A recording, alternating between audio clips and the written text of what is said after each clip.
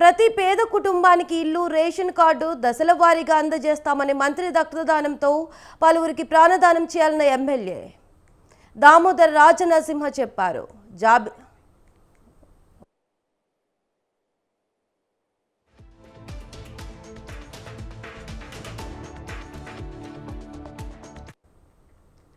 దామోదర్ రాజనరసింహ చెప్పారు. జాబితాలో పేర్లు లేని వారికి మరోసారి దరఖాస్తు చేసుకునే అవకాశం ఇస్తామన్నారు.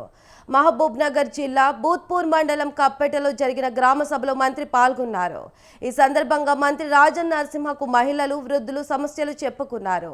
వారి సమస్యలు అక్కడికక్కడే మంత్రి పరిష్కరిస్తూ అధికారులకు ఆదేశాలు జారీ చేశారు.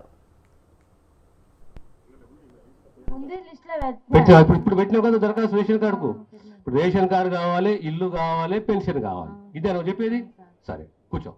భూమిలో వెలికేమన్నా మమేకం అయ్యేందుకు, క్షేత్రస్థాయిలో సమస్యలు తెలుసుకునేందుకు, వాస్తవ పరిస్థితులు గుర్తు చేసినందుకు గ్రామ సభలు ఉపయోగపడతారన్నారు మంత్రి. పార్టీలకు అతీతంగా పేదలందరికీ ప్రభుత్వ పథకాలు అందించాలన్నదే తమ ప్రభుత్వ లక్ష్యం అన్నారు. పథకాలకు లబ్ధిదారుల ఎంపికలో రాజకీయాలకు తావులేదని రాజనరసింహ స్పష్టం చేశారు.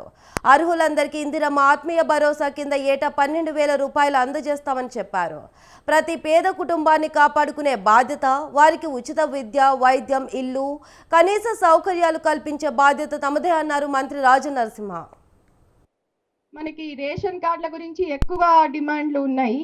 రేషన్ కార్డుల కోసం మనకి గత ప్రజాపాలనలో కూడా దరఖాస్తులు పెట్టుకొని ఉన్నారు. ఆ తర్వాత కొంతమంది తమ కుటుంబ సభ్యులు మిస్ అయిపోయారని చెప్పి మెంబర్లు యాడ్ చేసుకోవడం కోసం మీ సేవలో కూడా దరఖాస్తులు పెట్టుకొని ఉన్నారు. దాంతో పాటుగా మనకి సమగ్ర కుటుంబ సర్వేలో రేషన్ కార్డులు లేని కుటుంబాలుగా కొన్ని రావడం జరిగింది. ఈ అన్ని జాబితాలు కూడా ఇప్పుడు మన గ్రామ సభ ముందు ఉంచడం జరుగుతుంది. అదేవిధంగా రైతు భరోసాకు వచ్చేటప్పటికి వ్యవసాయానికి ఇక్కడ 4 కౌంటర్లు పెట్టడం జరిగింది.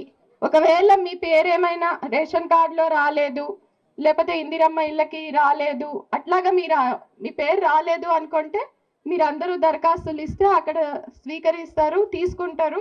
వాటిని కూడా మళ్ళీ వెరిఫై చేశాక ఫర్దర్గా ఫైనల్గా గతంలో ఎప్పుడైనా గ్రామ సభ పెట్టి గ్రామ సభలో నిర్ణయాలు తీసుకుంటుంటుంది. గ్రామ సభలో మీ అందరితో చర్చించి మాట్లాడి నిర్ణయాలు తీసుకుంటుంటుంది. ఆ తర్వాత ఈ మీ సేవని పెంచి దరఖాస్తులు మీ సేవ ద్వారా పెట్టుకోండి అనే ఒక వ్యవస్థ పెరిగింది. ఎప్పటికైనా ప్రజాస్వామ్యంలో ప్రజలతో మమేకం కావాలంటే గ్రామ సభలు నిర్వహించాలి. గతంలో ఎప్పుడైనా గ్రామ సభ పెట్టి గ్రామ సభలో నిర్ణయాలు తీసుకుంటుంటుంది.